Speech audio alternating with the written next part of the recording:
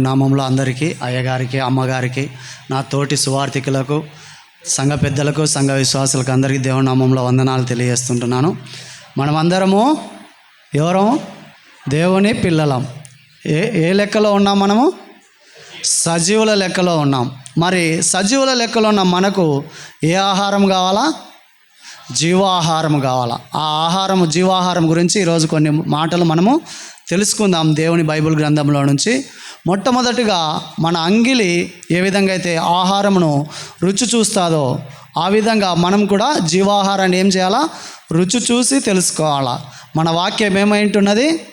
జుంటి తేనె దారుల కంటే మధురమైన యేసయ్య వాక్యాన్ని మనము ప్రతిదినము కూడా రుచి చూసి తెలుసుకొని దేవుని నామంలో ఇంకను మనము ఫలాభివృద్ధి పొందేవారుగా మనం ముందుకు ఏ విధంగా వెళ్ళాలి, ఏ విధంగా దేవుని మనం ఆరాధించాలి, ఏ విధంగా దేవుని నామాన్ని మనము ఆశీర్వాదకరంగా మార్చుకోవాలనే అంశాల గురించి ఈరోజు తెలుసుకుందాము. అలాగే మొట్టమొదటిగా యోబు గ్రంథంలో ఆ వాక్యం రాయబడి ఉంటుంది. అంగిలి ఆహారము ఏ విధంగా అయితే అంగిలి రుచి చూసి తెలుసుకుంటుందో అన్న మాటను తెలుసుకుందాం. యోబు గ్రంథము 12:11.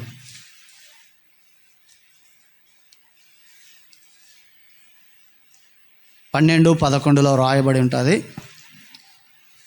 అంగిలి ఆహారమును రుచి చూచున్నట్లు చెవి మాటలను పరీక్షింపదా.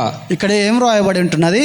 అంగిలి ఆహారమును రుచి చూచినట్లు చెవి మాటలను పరీక్షింపదా అని ఇక్కడ రాయబడి ఉంటుంది. రెండిటికి ఉంటున్నది ఇక్కడ, నోటికి చెవికి రెండిటికి ఇక్కడ దేవుడు సాదృశ్యం చెప్పి ఉంటున్నాడు. అయితే మనము ఏదైతే ఆహారం తీసుకుంటున్నామో అది శరీరకరమైన ఆహారం. అది మనం రుచి చూస్తాం, బాగలేదంటే తినం, దాన్ని తినకుండా వదిలేస్తాం. అలాగే మన చెవి కూడా ఏం చేయాలంట? మాటలు దేవుని మాటలా, మనం ఏ మాటలు వింటున్నాం అని రుచి చూసి తెలుసుకునే మాటలుగా చెవిని కూడా మనం మార్చుకునే వారిగా ఉండాలనేది దేవుని యొక్క అంశం అయింటున్నారు. మరి మనం ఏ విధమైన మాటలు వింటున్నాం? ఏ విధమైన మాటలు, రుచికరమైన మాటలు నీ చెవికి వినబడుచుంటున్నాయా? నీ వినచొంపైన మాటలు అంటే అవి బూతులు కావచ్చు, వ్యర్థమైన మాటలు కావచ్చు, ముసలమ్మ ముచ్చట్లు కావచ్చు, వ్యర్థమైన విషయాల గురించి చర్చించడం కావచ్చు, నువ్వు మాట్లాడడం కావచ్చు. అలాంటివి మాట్లాడుచుంటున్నావా? లేదా దేవుని వాక్యమై ఉంటున్న జీవాహారాన్ని నువ్వు మాట్లాడుచుంటున్నావా, వినుచూ ఉంటున్నావా? ఏ విధమైన పరిస్థితులలో మనం ఉంటున్నాం అనేది ఈరోజు మనము తెలుసుకొనబోచుంటున్నాం. అందును బట్టి దేవుని యొక్క కృపను మనకు అనుగ్రహించునుగాక. యోబు గ్రంథంలో మొట్టమొదటిగా ఈ విధమైన మాట రాయబడి ఉంటున్నాగా, యోహాను సువార్తలో దేవుడే ఏం చెప్తున్నాడు? దేవుడే మాట్లాడుతున్నాడు యోహాను భక్తునితో. యోహాను రాసిన పత్రిక 6వ అధ్యాయం, యోహానుకు రాసిన పత్రిక 6వ అధ్యాయంలో దేవుని మాటలు తెలుసుకుందాం. కొన్నిటిని 46వ వచనం నుంచి 47 చదవండి. విశ్వసించువాడే నిత్య జీవము గలవాడు, జీవాహారము నేనే. మీ పితరులు అరణ్యములో మన్నాను తిననను చనిపోయిరి. హల్లెలూయా. చూడండి, దేవుడు ఏం చెప్తున్నాడు? విశ్వసించు వారికి జీవాహారమును నేనే అంటున్నాడు. మనమందరం ఎవరం? విశ్వసించిన వారం. మనకందరికీ జీవాహారం ఎవరు? దేవుడైన యేసయ్యే. దేవుడైన యేసయ్య అంటే ఎవరు? ఇప్పుడు దేవుడైన యేసయ్య మనకు కనిపిస్తున్నాడా? కనిపించట్లేదు. ఎక్కడున్నాడు దేవుడైన యేసయ్య? వాక్యమందు ఉన్నాడు. ఆది యందు వాక్యం ఉండెను, వాక్యమే దేవుడై ఉండెను. మరి ఈ దేవుడైన యేసయ్యను అనుదినము నువ్వు ఆహారముగా తీసుకొని ఉంటున్నావా? శరీరానికి కావాల్సిన ఆహారం నువ్వు తీసుకొని బలాభివృద్ధి పొంది నీ పనులు చేసుకుంటున్నావు, శరీరకరమైన పనులు చేసుకుంటున్నావు, శరీరానికి కావలసిన ఆ బలాన్ని తెచ్చుకుంటున్నావు. మరి నీ ఆత్మకు కావలసిన బలము నీ దగ్గర ఉంటున్నదా? ఆత్మకు కావలసిన బలము మనము పొందుకుంటున్నామా? ప్రతిదినము రోజు 3 పూటల ఏ విధంగా అయితే మన శరీరానికి ఆహారం ఇస్తున్నామో, మరి ఆత్మకు కావలసిన ఆహారాన్ని మనము రోజు తీసుకుంటున్నామా అన్నలను మనం పరిశీలించుకోవాలి. ఎందుకంటే దేవుని యొక్క ఆహారము, ఈ జీవాహారము ఏదైతే వాక్యం ఉంటున్నదో మనం ప్రతిదినము దాన్ని రుచి చూసి తెలుసుకోవాలనేది ఇక్కడ రాయబడి. రుచి చూసి తెలుసుకునడం అంటే ఏంటి? రుచి చూసి తెలుసుకునవడం అంటే ఏంటి? మనం ఆహారమును తింటాం, బాగాలేకపోతే వదిలేస్తాం కదా. అలాగే వాక్యాన్ని కూడా మనం వినడమే కాదు, వినడమే కాదు, ఆ వాక్యంలోని గూఢార్థం ఏ విధంగా ఉంటున్నదో అది మనం తెలుసుకోవాలా. వాక్యము చదివి విడిచిపెట్టినాం అనుకో, అది మర్చిపోతాం మనం. వాక్యము చదివి వదిలిపెడితే అక్కడికే మర్చిపోతాం. అది అందులోని గూఢార్థమైన ఆత్మీయ మర్మం ఏమై ఉంటున్నది, దేవుడు నా ఆత్మతో ఏం మాట్లాడుచుంటున్నాడు. 2-3 వారాల నుంచి దేవుడు అయ్యగారితో మాట్లాడుతున్న మాట ఇదే, ఆత్మను పొందుకోవాలా. పరిశుద్ధ ఆత్మ పావురం వలె మన మీద నిలబడాలా, మన మీదకి దిగి రావాలా. ఆ ఆత్మను పొందుకున్నప్పుడు నీవు జీవాత్మలో నడిపించబడతావు. దేవుడు ఆత్మను ఊది అని నిన్న రాత్రి కూడా మనము అయ్యగారి ద్వారా వాక్యం విన్నాం. మరి ఆ జీవాత్మను మనలో ఊదిన దేవుడు ఆ జీవాత్మకు కావలసిన ఆహారమును మనకి ఇచ్చి ఉంటున్నాడు, కానీ దాన్ని మనము భుజించలేకపోవచ్చుంటున్నాం. ఇంతవరకు కన్నయ్య గారు కూడా చెప్పినారు, బిర్యానీ 100 సార్లు తింటాం, బాగాలేకపోతే 101 పేరు పెడతాం. మరి బిర్యానీ అంత ఇష్టంగా తిన్నాం, మనకి ఇష్టమైన శరీరకరమైన ఇష్టమైనది ఏదైనా కూడా అంత ఇష్టంగా తినే మనము మన ఆత్మకి ఇష్టమైన ఆహారాన్ని మనము తీసుకుంటున్నామా? మన ఆత్మకు అవసరమైన ఆ ఆహారాన్ని మనం ఇస్తున్నామా? ఆ ఇష్టపూర్వకంగా తీసుకుంటున్నామా, లేదా ఏదో వినాలని వింటున్నామా? విన్న వాటిని మన హృదయానికి మన ఆత్మకు నింపుతున్నామా? ఆ ఆహారాన్ని నింపేవారిగా ఉన్నామా? ఆ నింపబడినప్పుడు ఎప్పుడైతే నువ్వు ఆ జీవాహారాన్ని నీ ఆత్మకు నింపబడతావో అప్పుడు నువ్వు గంతులు వేయచ్చు దేవుణ్ణి ఆరాధించేవారిగా ఉంటావు. ఆ సియోనుకు ఏ విధంగా అయితే ఇంతవరకు కన్నయ్య ఇజ్రాయేల్ ప్రజలను నడిపించడానికి ఏ విధంగా అయితే మోసే ఆ అరణ్యములో ఎన్ని ఇబ్బందులు పడినాడో, ఇప్పుడు కూడా మనం కూడా ఎక్కడికి నడపబడుతున్నాం? ఆ పరలోకానికి నడిపించేవాడిగా ఉంటున్నారు దేవాది దేవుడు. అప్పుడు ఆ వాక్యం కూడా ముందుగా ఉంటుంది, మనం చదువుకున్నాం. మనము ఇప్పుడు నడిపించేవాడు మన యేసయ్య పరిశుద్ధాత్మ దేవుడిగా ఉంటున్నాడు. ఆ పరిశుద్ధాత్మలో నడపబడుచుంటున్న మనము పరిశుద్ధాత్మనే పొందుకోకపోతే ఏ విధంగా నడిపించబడతాం? నడిపించలేం కదా, నడవలేం కదా. ఆ సియోనుకి ఏ విధంగా వెళ్ళలేం కదా. మన మధ్యలోనే పడిపోయేవారిగా ఉంటున్నాం.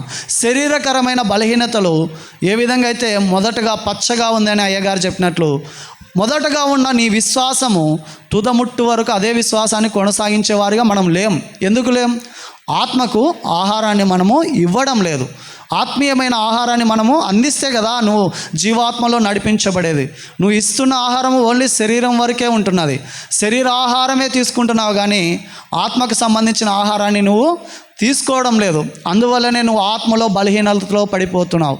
ఆత్మలో బలహీనతలో పడిపోయినప్పుడే నీకు కష్టాలు వస్తాయి, ఇరుకులు వస్తాయి. వాటిని ఎదిరించే శక్తి నీ దగ్గర ఉండదు. ఎందుకు ఉండదు? నువ్వు శరీరకరమైన శక్తితో పోరాడుతున్నావు, కానీ ఆత్మశక్తితో నువ్వు పోరాడినప్పుడు, ఆత్మశక్తితో నువ్వు వాటిని ఎదుర్కొన్నప్పుడు అవన్నీ కూడా నీకు చిన్నవిగా కనిపిస్తాయి. ఇదెంత అలాగా వారు ఆత్మశక్తితో పోరాడినారు కాబట్టే దానియేలు కావచ్చు, దావీదు కావచ్చు, వీరందరూ కూడా సింహాలతో సైతం పోరాడి జయించినారు. సింహాలను కూడా ప్రార్థనలో కూర్చోబెట్టినారు. మరి మనకున్న సమస్యలు ఎంతవి? చిన్నవే కదా. మరి నువ్వు ఎప్పుడైతే ఆత్మను పొందుకొని ఆత్మలో పోరాటంలో ముందుకెళ్తావో అప్పుడు ఆ నిత్య సియోనులోకి కూడా నువ్వు నడిపించబడతావు. అంతేకాకుండా ఈ ఆత్మలో బలం పొందుకున్నప్పుడు నీకున్న సమస్యలు కూడా సమస్యలుగా అనిపించవు. ఇంతవరకు అయ్యగారు కూడా అదే పాట ఆరాధనలో మనం పాడి ఉంటున్నాం. ఆయన మనకు తోడుగా ఉండి ఆయన ఆత్మచేత మనల్ని నడిపించినప్పుడు మనకున్న సమస్యలుగానే అనిపించవు. మరి అలాంటి ఆత్మను పొందుకోవడానికి ప్రతిరోజు నువ్వు ఆతురతగా నీ శరీరకరమైన ఆహారము ఏ విధంగా ఆకలైనప్పుడు తినాలి, టయానికి తినాలి, టయానికి నిద్రపోవాలని ఏ విధంగా శరీరం గురించి ఆలోచిస్తున్నావో నీ ఆత్మను గురించి నువ్వు ఆలోచిస్తూ ఉంటున్నావా? ఆత్మకు కావాల్సిన ఆహారాన్ని ప్రతిదినము ఏ విధంగా 3 పూటల్లో తింటున్నావా? అలాగా ఆత్మీయ ఆహారాన్ని కూడా నువ్వు భుజిస్తుంటున్నావా? వాక్యమును చదువుతూ ఉంటున్నావా? వాక్యానుసారముగా నడుస్తూ ఉంటున్నావా? వాక్యానుసారముగా జీవిస్తూ ఉంటున్నావా? ఇదే జీవాహారం అంటే అర్థం. మనం వాక్యానుసారముగా జీవించినప్పుడు అదే మనకు జీవాహారముగా ఉండి ఆ పరలోకంలోకి మనల్ని నడిపించేదిగా ఉంటుంది. ఇదే అధ్యాయంలో కింద చూసినట్లయితే 53 చదవండి. కావున యేసు ఇట్లనెను, మీరు మనుష్య కుమారుని శరీరము తిని ఆయన రక్తము తాగితేనే కానీ మీలో మీరు జీవము గలవారు కారు. మనము ప్రతి మొదటి ఆదివారము దేవుని బల్ల తీసుకొనిచుంటున్నాం. ఆయన శరీరమును తినుచుంటున్నాం, ఆయన రక్తమును కూడా త్రాగుచు ఉంటున్నాం. మరి పరిశుద్ధంగా మనం తీసుకుంటున్నామా? దాన్ని పరిశుద్ధ ఆత్మను పొందుకొని తీసుకున్నప్పుడు అది నీలో కార్యములు చేస్తుంది.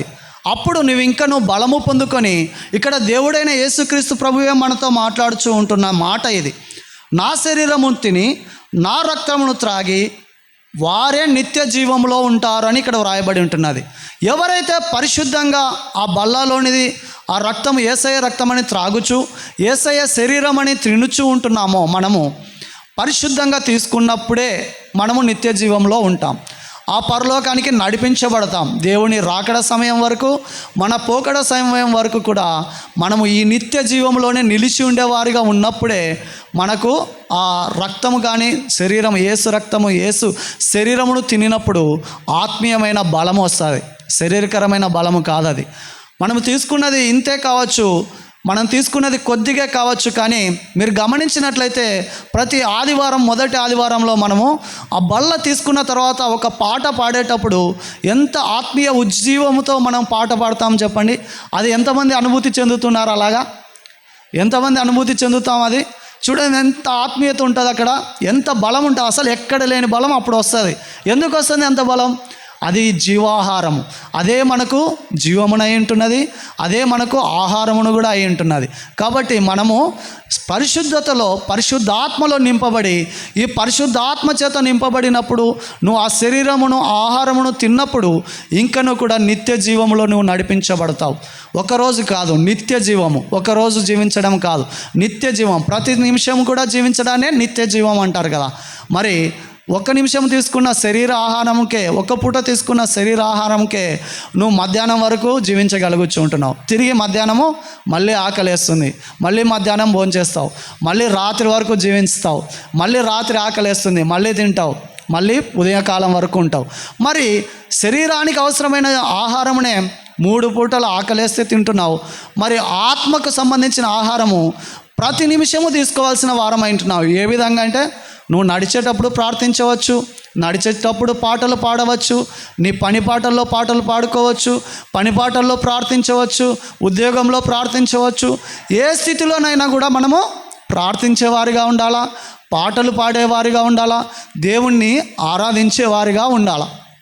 ఎందుకు అలా చెప్తున్నానంటే, ఒక్క నిమిషం మనము మన శరీరకరమైన బలహీనతల వైపు కావచ్చు, మన సమస్యల వైపు కావచ్చు చూసినట్లయితే మనకు అబద్ధాలు వస్తాయి, మోసకరమైన మాటలు వస్తాయి.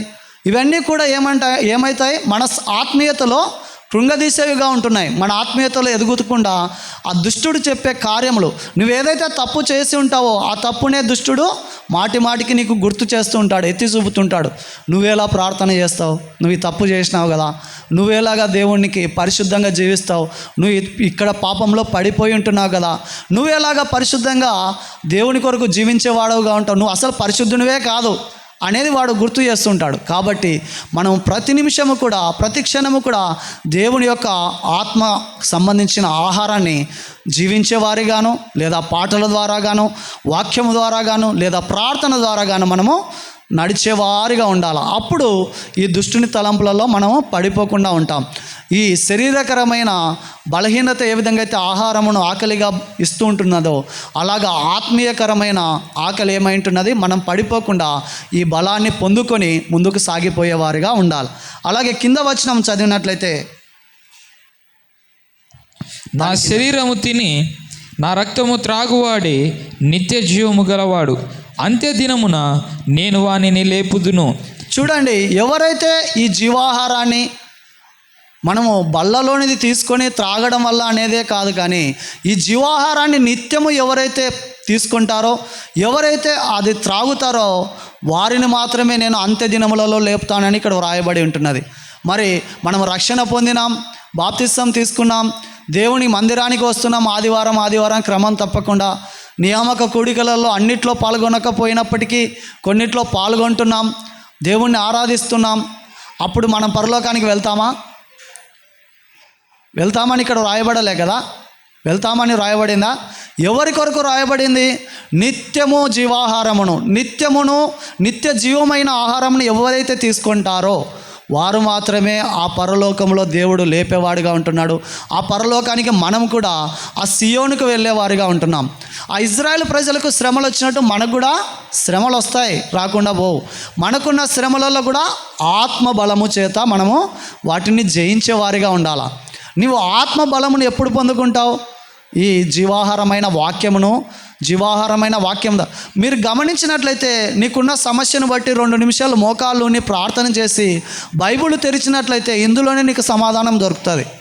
అనేక మార్లు నేను ఆ అనుభూతిని పొంది ఉంటున్నాను.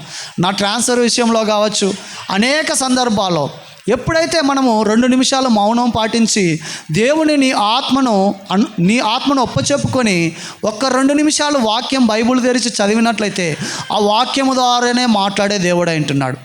అదే జీవాహారము. నీవు వాక్యం ఎందుకు చదవాలంటే ఆ వాక్యమే నేను నడిపించేది అంటున్నది, నీ కాలికి త్రోవ అంటున్నది. ఇంతవరకు చిన్న బిడ్డలు కంఠస్థ వాక్యములు కూడా చెప్పి ఉంటున్నారు. అదే మాటనే దేవుడు మనతో మాట్లాడుచున్న మాట. మనము జీవాహారమైన ఈ వాక్యమును అనునిత్యము భుజించుచు పరిశుద్ధాత్మను పొందుకొని ఆ పరదేశంలో దేవుని కొరకు నిలబడదుము గాక.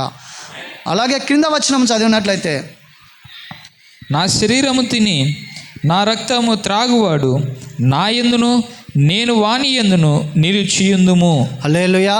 చూడండి ఎంత మంచి మాట దేవుడు మాట్లాడుతున్నాడు.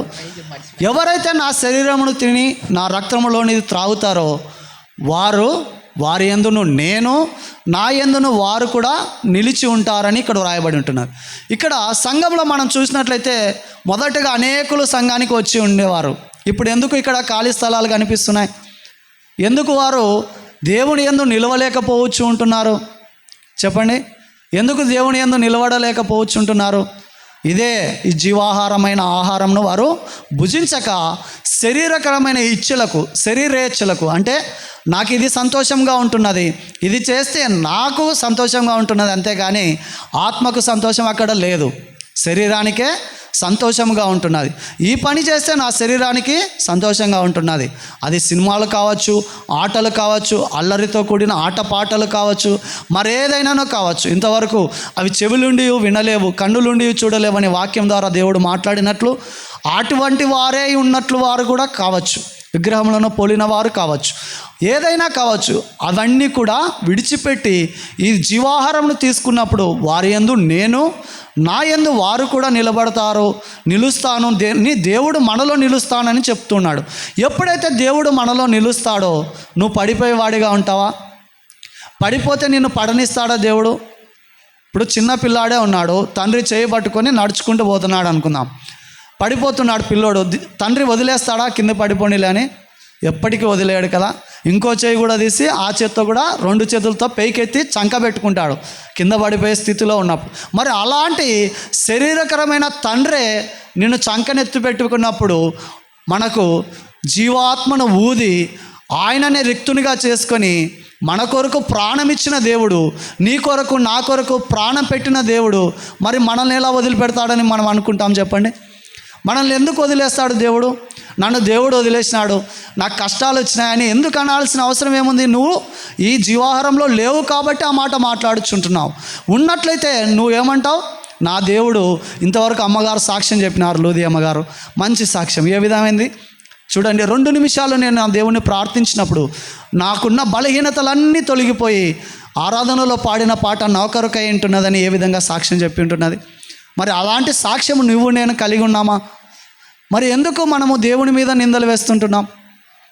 నువ్వు సరిగ్గా లేకుండా, నువ్వు ఆత్మీయ ఆహారమును భుజించకుండా, ఆత్మలో నివసించకుండా, ఆత్మానుసారంగా జీవించకుండా, కట్టడల అనుసారంగా దేవుని వాక్యానుసారంగా జీవించకుండా నీ శరీరేచ్ఛలు వచ్చినట్లు జీవించి నా కార్యములకు, నా పాపములకు నీవు బానిసగా అయ్యి నీ పాపముల దృష్టిలో నువ్వు పడిపోయి నన్ను దేవుడు పడగొట్టి ఉంటున్నాడు, నేను ఆత్మీయకరంగా ఇంకా ఎదగలేకపోవచ్చుంటున్నానని పలకడానికి మనకు అవకాశం లేదు. ఎప్పుడైతే నువ్వు ఆత్మలో నింపుకొని ఆత్మ ద్వారా జీవాహారాన్ని తినుచు ఉంటావో అప్పుడు నీ యందును దేవుని యందును కూడా నువ్వు నిలిచి ఉండేవారిగా ఉంటావు. మనమందరము కూడా అలాగ నిలిచినప్పుడు నువ్వు క్రమం తప్పకుండా మందిరానికి వస్తావు, క్రమం తప్పకుండా వాక్యాన్ని చదువుతావు, క్రమం తప్పకుండా నీ ఆత్మీయ జీవితంలో ఎదిగేవాడిగా ఉంటావు. అప్పుడు నిన్ను చూసి ఇతరులు ఆ కుమారుడు ఇంతకుముందుకు ఆ పని చేసేవాడే, ఇప్పుడు చాలా మంచిగా మారినాడు. మాట్లాడే మాట తీరులో తేడా ఉంది, ప్రవర్తించే విధానంలో తేడా ఉంది. నీ ప్రవర్తననే ఇతరులకు సాక్ష్యముగా ఉండాలి. అదే నువ్వు చెప్పే సువార్త. నువ్వు ఒకరికి సువార్త నోరు తెరిచి చెప్పలేకపోయినప్పటికీ నీ ప్రవర్తనే సువార్తగా ఉండాలి. వారు ఏ విధంగా ఎదుగుచ్చు ఉంటున్నారు, వారు ఎందుకు ఆ విధంగా ఆశీర్వాదకరంగా ఉన్నారని ఇతరులు నీ గురించి మాట్లాడుకోవాలి. ఏమంటే ఇదిగో వారి దేవుడు గొప్పవాడు, వారి దేవుడు నమ్మదగినవాడు, వారు ఎక్కడ కూడా పడిపోకుండా వారి దేవుడు కాపాడేవాడు. ఇవన్నీ మనం సాక్ష్యములు కలిగినప్పుడు ఎదుటి వారిని కూడా మందిరానికి నడిపించేవాడిగా నువ్వు మార్చబడతావు, నడిపించేవారుగా మనము మార్చబడతాం. అలాగున్నప్పుడు దేవుడు మన పట్ల ఆ నిత్య జీవంలో మన యందును ఆయన యందు మనమును, మన యందు ఆయనను నిలిచేవాడిగా ఉంటున్నాడు. అలాగా మనం ఉండాలి. కింద వచనం చూసినట్లయితే, నా శరీరము తిని నా రక్తము త్రాగువాడు నా యందును నేను వాని యందును నిలిచిందుము. జీవము గల తండ్రి నన్ను పంపెను గనుక నేను తండ్రి మూలముగా జీవించుచున్నట్లే నన్ను తినువాడును నా మూలముగా జీవించును. హల్లెలూయా. చూడండి, దేవాది దేవుడు ఏం చెప్తున్నాడు?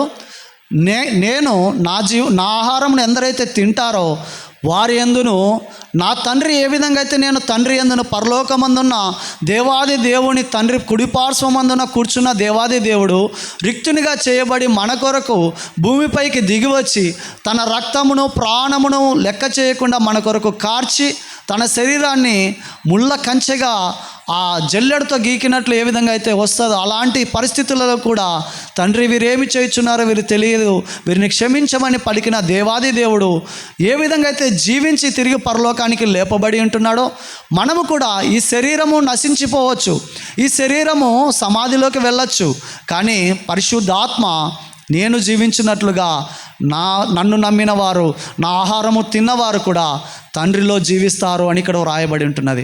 మరి నువ్వు ఏ నమ్మకం, ఏ విశ్వాసము కలిగి దేవుని మందిరానికి వస్తుంటున్నావు? మొదటిగా ఉన్న నీ విశ్వాసము ఇప్పుడు కడపటి వరకు అలాంటి విశ్వాసంనే నువ్వు కొనసాగిస్తున్నావా? ఆ విశ్వాసంలోనే జీవిస్తూ ఉంటున్నావా? మరి ఎలాంటి ఆహారమును నువ్వు తినుచూ ఉంటున్నావు? శరీరకరమైన ఆహారము కాదు, కానీ ఆత్మీయకరమైన ఆహారంలో నువ్వు ఏ విధమైన ఆహారమును తినుచూ ఉంటున్నావు? నువ్వు ఆహారమును తినటం కాదు, కానీ దాన్ని జీర్ణించుకోగలగాల. ఇప్పుడు శరీరకరమైన ఆహారం ఏ విధంగా అయితే నువ్వు జీర్ణించుకుంటావో అప్పుడే కదా నీకు అది బలాన్ని ఇచ్చేది. అది జీర్ణం కాకపోతే ఏమవుతుంది? ఆహారం జీర్ణం కాకపోతే ఏమవుతుంది? వామిటింగ్ అయ్యి మొత్తం బయటికి వస్తుంది. అప్పుడు పరిస్థితి ఒక్కసారి ఎప్పుడైనా అనుభూతి చెంది ఉంటారు, ప్రతి ఒక్కరు కూడా జీవితంలో ఇది జరిగి ఉంటుంది. ఒక్కసారి ఆలోచన చేయండి, ఇక్కడంతా ఏదో అయినట్లుగా ఆ రోజంతా మనం తింటామా? తినలేం. మరి శరీరకరమైన ఆహారము జీర్ణం కాకపోతేనే అలాంటి పరిస్థితి ఉన్న శరీరానికి మరి ఆత్మీయమైన ఆహారం నువ్వు తీసుకుంటున్నావు, కానీ అది జీర్ణించుకోలేకపోతున్నావు. ఎందుకు జీర్ణించుకోలేకపోతున్నావు చెప్పండి? ఎందుకు మనం ఆత్మీయ ఆహారాన్ని జీర్ణించుకోలేకపోతుంటున్నాం? మనలో ఇంకా పాపం ఉంది, మన తలంపులలో పాపం ఉంది, మన క్రియలలో పాపాలు ఉన్నాయి, మన నడవడికలో పాపాలు ఉన్నాయి. ఇంకా నువ్వు వాటిని మనం విడిచిపెట్టలేకపోవచ్చు ఉంటున్నాం. అందుకే ఈ ఆత్మీయ ఆహారాన్ని మనం జీర్ణించుకోలేకపోతున్నాం. అందుకే నువ్వు ఆత్మలో బలం పొందుకోలేకపోవచ్చు ఉంటున్నావు. నువ్వు కావచ్చు, నేను కావచ్చు, ప్రతి ఒక్కరము మనమందరము కూడా ఆత్మలో బలం పొందాలంటే మన శరీరకరమైన క్రియలన్నిటిని విడిచిపెట్టి ఆత్మానుసారముగా ఈ జీవాహారాన్ని నువ్వు తిన్నప్పుడు అది నీకు జీర్ణమయ్యి నీకు శక్తిని, బలమును దయచేసి ఆత్మ బలము చేత నీకున్న సమస్యలన్నిటినీ జయించుటకు దేవుడు శక్తినిచ్చే దేవుడు అంటున్నాడు. హల్లెలూయా. ఆ కింది వచనం చదివినట్లయితే, ఇదే పరలోకం నుండి దిగి వచ్చిన ఆహారము, పితరులు మన్నాను తినియు చనిపోయినట్లు కాదు, ఈ ఆహారం తినువాడు ఎల్లప్పుడూ జీవించునని నిశ్చయముగా మీతో చెప్పుచున్నాను నేను. చూడండి, మన పితరులైన ఇజ్రాయేళ్ళు ఏం తిన్నారు? దేవదూతలు తినే మన్నాను దేవుడు వారి కొరకు ఇచ్చి ఉంటున్నారు. అయితే ఆ మన్నాను తిన్న వారు తిరిగి కానాను దేశానికి నడిపించబడ్డారు, కానాను దేశంలో జీవించారు. పాలు తేనెలు ప్రవహించే దేశంలో వారిని దేవుడిచ్చిన వాగ్దానం చొప్పున వారిని తీసుకెళ్ళాడు. అయితే వెళ్ళిన వారు తిరిగి దేవుళ్ళో జీవించారా? తిరిగి పాపపు జీవితాన్నే జీవించారు. వెళ్ళిన వారు తిరిగి అయితే మాకు దేవుడు పరలోకమందున్న మన్నాను సైతం మా కొరకు ఇచ్చినాడని నమ్మకం, విశ్వాసం కలిగి ఉన్నారా? లేదు. తిరిగి ఆ విశ్వాసాన్ని కోల్పోయి దేవుణ్ణే దూషించినారు. ఈ మన్నాని ఎన్ని రోజులని మేము ఇదే తినాలా, ఎన్ని రోజులని మేము ఈ చప్పిడి కూడు తినాలన్నట్లుగా మాట్లాడినారు. తిరిగి పాపపు ఉచ్చులో పడిపోయినారు. అందువల్లనే వారు శ్రమలలో ఇంకా నడిపించబడ్డారు. అయితే ఇప్పుడు మనకు కూడా అదే వాక్యమే అయింటున్నది. మనకిచ్చిన ఆ శ్రమలలో కావచ్చు, ఇరుకులలో కావచ్చు, మొదటగా ఎవరైనాను కూడా రక్షింపబడినామంటే ఏమై ఉంటున్నది, ఎవరో ఒకరు ఏదో ఒక సమస్య నుంచి విడుదల కలిగితే అక్కడ విశ్వాసం కలిగి ఆ సమస్య నుంచి నీకు విడుదల కలిగిందని దేవుని యందు విశ్వాసం ఉంచి, నమ్మకం ఉంచి, రక్షణ పొంది బాప్తిసం తీసుకొని దేవుని మందిరానికి ఇప్పటి వరకు మనం నడుస్తుంటున్నాం. అయితే ఈ నడుస్తున్న క్రమంలో మధ్యలో ఎక్కడైనా మనము చోలిపోయి ఉంటున్నాం. మొదటగా నాకు దేవుడు ఈ కార్యం చేసి ఉంటున్నాడని మనం అనుకొని ఉంటున్నాము, అది మర్చిపోతాం. ఎందుకంటే ఇంతవరకు కన్నయ్య గారు చెప్పిన 100 సార్లు బిర్యానీ తిన్నా మర్చిపోయి 101సారి బాగాలేదని చెప్పే వాళ్ళగా ఉంటున్నాం. కాబట్టి మనకున్న ఆ మంచి చేసిన అన్ని అంశాలను దేవుడు ఎన్నో ఘోరమైన పాప ఊబిలో నుంచి మనం లేవనెత్తిన పరిస్థితులలో, మరణకరమైన పరిస్థితుల నుంచి కూడా లేవనెత్తి ఉంటున్నాడు. నేను కూడా ఈరోజు ఇక్కడ నిలబడి ఉన్నానంటే దేవుని కృప. ఎక్కడో తమిళనాడులో ఆ కిల్లర్ వీరప్పన్ చనిపోయిన స్థలంలో నేను చనిపోవాల్సిన వాణ్ణి. మరి అప్పుడు దేవుడు నన్ను కాపాడినాడు. నేను వెళ్ళి హాస్పిటల్కి ఇందాక నేను ఆరాధనలో ఆరాధిస్తున్నప్పుడు దేవుడు నాతో అదే మాట్లాడుచుంటున్నాడు. అక్కడ నేను హాస్పిటల్కి వెళ్ళినా ఎవ్వరు కూడా నా స్నేహితులు లేరు, నా బంధువులు లేరు, ఎవ్వరూ లేరు, అంతా తమిళ వాళ్ళే. అయితే నేనే అందరికంటే దెబ్బ నాకే ఎక్కువ తగిలింది. అంబులెన్స్కు నేనే ఫోన్ చేసిన, అంబులెన్స్ వచ్చింది. వారిద్దరిని, ఒక పోలీస్ ఆయన ఇంకొక ఆయనను వెనకాల ఎక్కించినాను అంబులెన్స్లో. నేను ముందర డ్రైవర్ దగ్గర కూర్చున్నాను. తిరిగి హాస్పిటల్కి వెళ్ళాం. నా ఫ్రెండ్ మిత్రుడు నా వెనక ఉన్నవాడు, అతడు తమిళనాడు తిరువనవేలి, అతన్ని అనుభూతి చేస్తాడు, అతను కూడా క్రిస్టియనే. అయితే అతనికి ఏమన్నా అయిందేమో అని చెప్పి నేను ఆతృతపడి అక్కడిక్కడ హాస్పిటల్ తిరుగుతుంటే ఆ డాక్టర్స్ చెప్పే వరకు నాకు తెలియదు నాకు దెబ్బ తాకిందని. డాక్టర్స్ చెప్తున్నారు వాళ్ళకేం ప్రాబ్లం లేదు, కానీ మొదటగా నీకే ఎక్కువ ప్రాబ్లం ఉంది, బ్లడ్ చూడు మొత్తం ఎట్లా నువ్వు తొక్కుకుంటూ వచ్చేస్తున్నావు అని చెప్పేసి అప్పుడు నన్ను వీల్ చైర్లో కూర్చోబెట్టినారు వాళ్ళు. చూడండి, అప్పుడు ఎక్కడి నుంచి నాకు శక్తి వచ్చింది? ఇంకా రక్షణ పొందలే కదా, మరి ఎక్కడి నుంచి నాకు శక్తి వచ్చిందంటారు? నా తల్లిదండ్రులు చేసిన ప్రార్థన, సంఘము చేసిన ప్రార్థన, అమ్మగారు అయ్యగారు అనేక మార్లు నా కొరకు ప్రార్థించి భాస్కర్ నువ్వు మందిరానికి నడవాలని అనేక మార్లు నన్ను ప్రోత్సహించిన నేను రక్షణ పొందనప్పుడు. అయితే దేవుడు అద్భుతకరంగా తిరిగి నన్ను అదే ఆత్మీయ తల్లిదండ్రుల మధ్యలో నన్ను నిలబెట్టి ఉంటున్నాడు. ఆత్మీయ తల్లిదండ్రులే నన్ను ప్రోత్సహించి ఈ విధంగా వాక్యం బోధించుటకు నన్ను ప్రేరేపింపజేయించుంటున్నారు. ఆత్మలో బలం, ఎక్కడ నేను బలహీనపడతానో అని ఆత్మలో బలం పొందుటకు నిత్యము నాతో ఫోన్ ద్వారా కావచ్చు, వ్యక్తిగతంగా కావచ్చు, ఏ విధంగా అయినా కూడా నన్ను హెచ్చరించేవారుగా ఉంటున్నారు. నేను అందుకు ఎంతో రుణపడి ఉంటున్నాను నా ఆత్మీయ తల్లిదండ్రులకు. అయితే దేవుని యొక్క అద్భుత కార్యములు ఏమంటే, అక్కడ మరణించవలసిన నన్ను ఇక్కడ ఎత్తిపట్టి ఉన్నాడంటే అది దేవుని కార్యమే, దేవుని కృప తప్ప నేనే పాటి వాడనని చెప్పండి. అయితే నేను వాక్యమును కంపల్సరిగా క్రమము తప్పకుండా రోజు ఉదయము సాయంత్రము డ్యూటీకి వెళ్ళే ముందు వచ్చే ముందు ప్రార్థన చేసుకునే వాక్యం చదువుకునే నిద్రపోయేవాడిని. వాక్యానుసారం వాక్యం అయితే చదివేవాడిని, కానీ దేవుని మందిరానికి వెళ్ళేవాడిని కాదు అప్పట్లో. అయితే దేవుడు అద్భుతకరంగా అలాగ నన్ను బ్రతికించి అప్పుడు నేను హాస్పిటల్కి వెళ్తే అక్కడ ప్రైవేట్ హాస్పిటల్లో జాయిన్ చేశారు. వాళ్ళు ఎక్కువ అమౌంట్ చెప్పారు. నేను ఇంత అమౌంట్ నేను కట్టలేను, నా దగ్గర డబ్బులే లేవు అని తిరిగి అక్కడి నుంచి వాళ్ళే అంబులెన్స్ మాట్లాడి 500 రూపీస్కి గవర్నమెంట్ అంబులెన్స్ మాట్లాడి వాళ్ళే సలహా ఇచ్చి, చూడండి ఎవరున్నారు తెలుగు మాట్లాడేవారు లేరు, నా గురించి వాళ్ళతో మాట్లాడేవారు ఎవరు లేరు, నేనే మాట్లాడుకోవాల్సి వచ్చింది. అంటే మాట్లాడింది నేను కాదు, నా పక్కన ఉన్న యేసయ్య. చూడండి, ఆయన మాట్లాడకపోతే నేను ఈ పాటికి ఇక్కడ నిలబడేవాడినా. ఆయన మాట్లాడినాడు. వారితో 500 రూపాయలు, సర్లే 500 అయితే ఇస్తానని చెప్పినాను. తిరిగి గవర్నమెంట్ హాస్పిటల్కి తీసుకెళ్ళినారు. గవర్నమెంట్ హాస్పిటల్లో డాక్టర్ వచ్చి నాకు చికిత్స చేస్తున్నప్పుడు ఈ బొటకన వేలు అట్లా పక్కకు వెళ్ళిపోయింది, నాకు అసలు దాని స్థానంలోనే లేదు.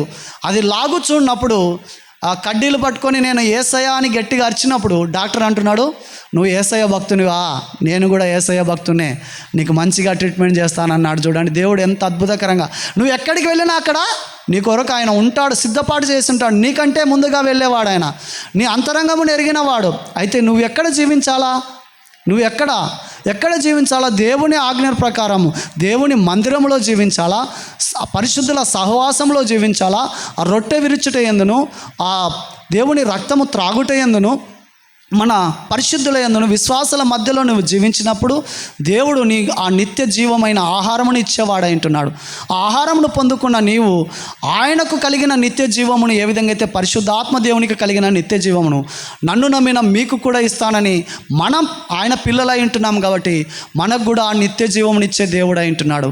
మరి అలాంటి దేవాది దేవుని మనము రోజు స్మరించకుండా, నిత్యము స్మరించకుండా మన శరీరకరమైన వ్యాపకాలలో పడిపోయి దేవుని విస్మరించి మాటి మాటికి సిలువ వేసేవారిగా ఉంటున్నామా? మాటి మాటికి ఆయనను హింస పెట్టేవారిగా ఉంటున్నామా?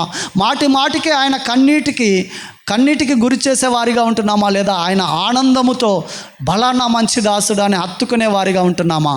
ఎలాంటి స్థితిలో మనం ఉంటున్నామని, నాతో సహా ఎలాంటి స్థితిలో ఉంటున్నామని ఒక్కసారి మన హృదయాన్ని మనము తాకి ఆలోచన చేసినట్లయితే కన్నీరు ఆగవు. మన కన్నీటికి జవాబు ఆయనై ఉంటున్నాడు.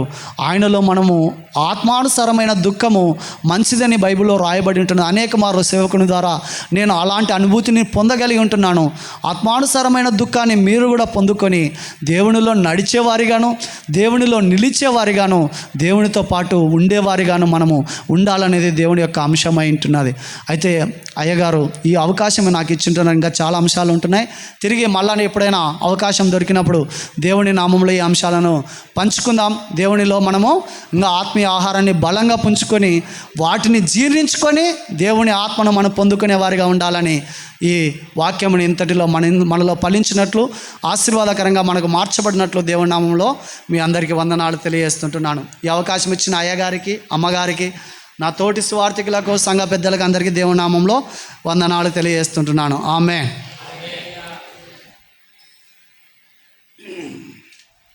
థ్యాంక్స్ అయ్య గారు.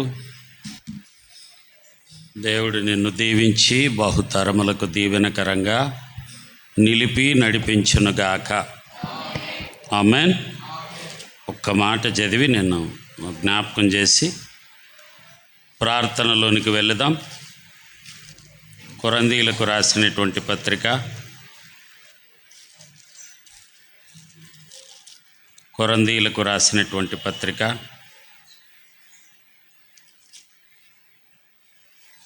4వ అధ్యాయము 3వ అధ్యాయము